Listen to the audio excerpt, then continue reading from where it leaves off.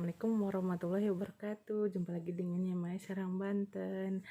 Jangan lupa like, comment, subscribe, sharingnya guys. Dan jika lo ada yang mau berobat penyembuhan jarak jauh langsung gitu, kalian bisa ngeliat di deskripsinya. Bisa kalian datang ke Taman Puri Indah, perumahan Taman Puri Indah, Blok Delta 4 nomor 27. Masuk gerbang Citranan Puri, Ciracas, Serang, Banten. Dan kalau misalnya pengobatan jarak jauh, penyembuhan jarak jauh gitu kan, baik permasalahan tulang saraf, keperkasaan, penyakit medis maupun ruqyah gitu kan, dan maupun pembersihan rumah gitu kan, bisa kalian nanti ke nomor ke WA atau nomor telepon ke 081 999 348569. Gini loh guys, sebelumnya jangan lupa like, comment, subscribe, sharingnya ya guys. Kali ini Nyai mau bahas tentang fakta sifat anak gitu kan, dari anak pertama gitu kan, yang Nyai ketahui gitu ya, anak pertama dan sampai kelima gitu. Faktanya yaitu kalau anak pertama yaitu biasanya satu, males mandi, biasanya kebanyakannya males mandi. Kemudian kedua, lebih keras kepala. Ketiga, lebih egois, egonya lebih tinggi gitu kan. Kemudian keempat, biasanya lebih smart gitu kan, ya entah mungkin karena dia yang pertama apa gimana gitu ya. Kemudian kelima, lebih punya wibawa yang tinggi gitu. Kemudian keenam biasanya tingkat cobaannya itu biasanya lebih tinggi. Itu ya yang Nyai pahamin, yang Nyai lihat ya. Keenam. Kemudian ketujuh itu biasanya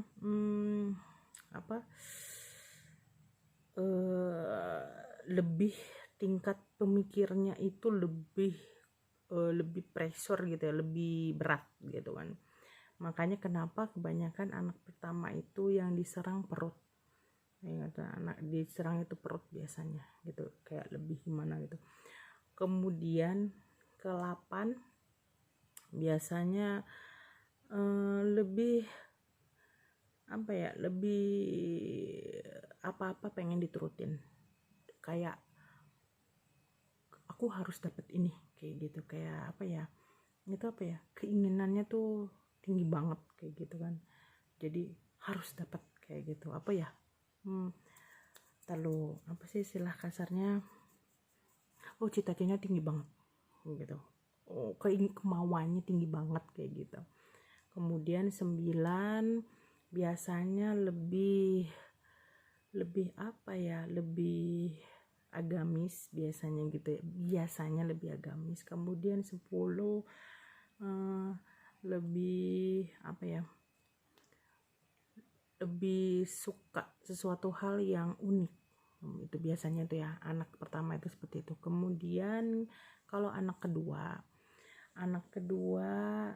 dan iya, nomor 1 itu biasanya kayak lebih memberi tapi kayak melihat, ini yang adiknya kayak biasanya tambahan lagi, biasanya anak pertama itu tidak mau tersaingi gitu biasanya gitu. Nah kemudian fakta anak kedua sifatnya ya kan, anak kedua lebih penyayang ya kan gitu, lebih penyayang, amarahnya, orangnya lebih diam. Anak kedua biasanya lebih diam, kemudian tetapi lebih rajin ya kan. Kemudian 3 lebih rajin, keempat lebih lebih pendiam, tapi ketika kalau marah itu harus dideketin dan harus disanjung, kenapa ya, kayak perlu diempuk-empuk banget gitu ya. Jadi kalau anak kedua itu benar-benar itu anak kedua itu, jadi dibilang kalau anak kedua tuh istilahnya manja banget, dibilang manja lebih apa ya, rewel, lebih rengeng kalau dia bilang sih gitu. Tapi ketika kalau dewasa dia akan lebih dewasa dibanding yang anak pertama gitu.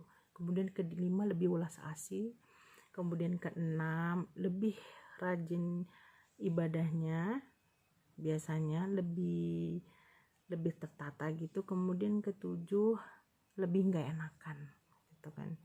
Ketujuh tuh lebih nggak enakan anak kedua itu. Kemudian ke-8 lebih rentan biasanya, entah kenapa ya, anak kedua itu lebih rentan daripada anak pertama gitu. Dan itu faktanya seperti itu, kebanyakannya seperti itu ya, perhatiin. Kemudian ke-9 lebih apa ya, lebih apa namanya tuh, dia lebih sering menginikan apa namanya, melukiskan semuanya itu tuh di benaknya, lebih mendem ya. Anak kedua itu lebih mendem biasanya.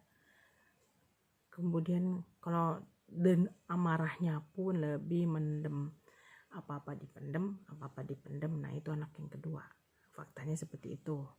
Kemudian tetapi ketika emosi membludak juga, jadi tapi harus dulu dilus. Kemudian ketika sakit ya, ketika sakit itu biasanya komplek, dalam arti kata komplek gini, diginiin nggak kena, digituin nggak kena. Ketika dilakukan sesuatu hal ketiga atau keempat kalinya baru dia kena gitu. Kayak misalnya gini, dipijot gini belum, diginiin belum, diginiin gini belum, nanti katanya pas di keseluruhan baru dia. Jadi kayak badannya lebih manja gitu, lebih manja banget gitu kan. Kemudian fakta anak ketiga biasanya dia lebih cengeng, lebih sedih, itu lebih mellow, itu anak ketiga. Kemudian 2 tapi lebih smart juga, dia lebih berkarya gitu kan biasanya, jadi lebih smart lah gitu kan. Kemudian ketiga punya sifat unik, diam tapi memperhatikan kayak gitu. Seperti kayak orang malas-malesan tapi dia memperhatikan gitu loh. Kayak kita lihat tuh kayak dia nih ogah-ogahan kayak gitu, tapi sebenarnya dia itu merhatiin gitu. Dan nanti suatu saat dianya akan mengikuti, jadi lebih membalap gitu dibanding yang anak-anak yang lainnya gitu. Dari anak yang kedua, yang pertama dan kedua, kakak-kakaknya. Kemudian keempat yang biasa dikeluhkan tulang ya, keempat. Kemudian kelima apa ya, kayaknya galak, tapi ketika ditemenin gitu, didekati, dia periang banget. Kemudian keenam lebih apa ya, biasanya dari mimik mukanya itu kayak seperti biasa aja, tapi mengeluarkan aura yang dahsyat banget kayak gitu, kebanyakannya anak ketiga gitu. Kemudian ke-7 jarang minta sesuatu gitu, misalnya barang apa gitu, tapi ketika dia minta itu sesuatu hal yang apa ya, terus-terusan kayak gitu. Jadi misalnya gini nih, jarang minta apa gitu, barang apa gitu. Nah tapi ketika minta dia itu harus murah tapi unik gitu loh gitu. Itu yang biasanya anak ketiga seperti itu. Kemudian ke-8 ya lebih melo dah intinya. Kalau anak ketiga itu lebih awal lebih melo, tapi lama-lama dia tuh bersifat dewasa gitu, lebih dewasa dibanding yang kakak-kakaknya. Tetapi kalau misalnya dia udah punya salah, pengennya minta maaf. Jadi kalau belum kita maafin tuh terus cecer gitu. Itu anak ketiga, jadi kesan anak ketiga. Dan biasanya lebih sukses gitu. Biasanya kerezekian anak ketiga lebih bagus, entah itu kenapa gitu. Dan kemudian kalau fakta anak keempat itu biasanya lebih sedih, lebih mellow juga, lebih parah deh mellownya, tapi dia ajaib.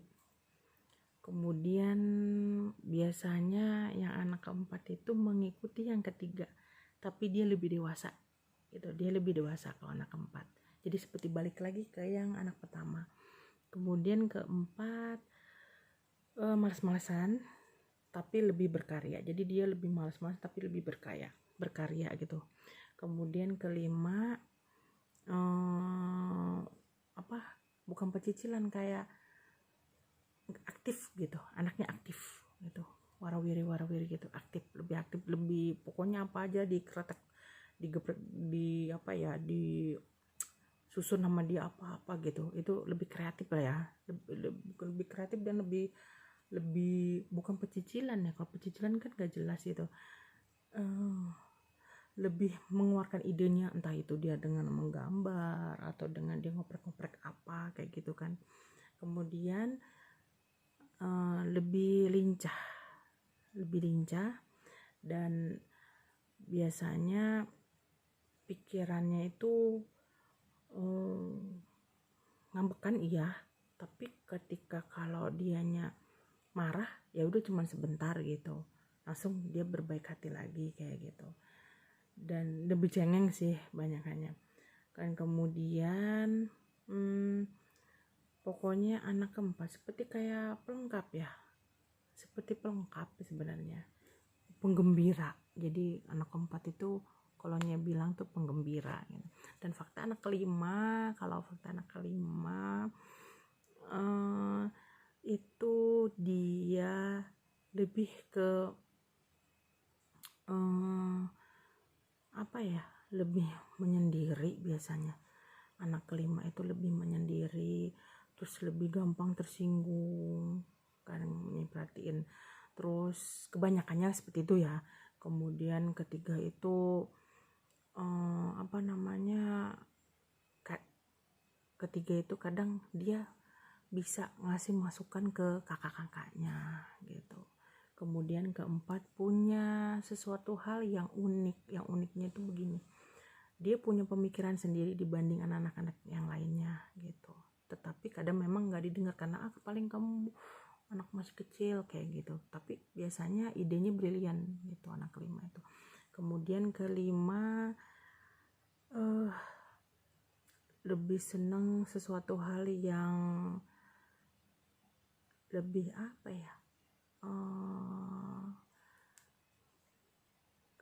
kreatif tapi males gitu, itu anak kelima kebanyakannya ya. Jadi kalau yang merasa enggak ya jangan tersinggung, ini kan kebanyakannya kayak gitu.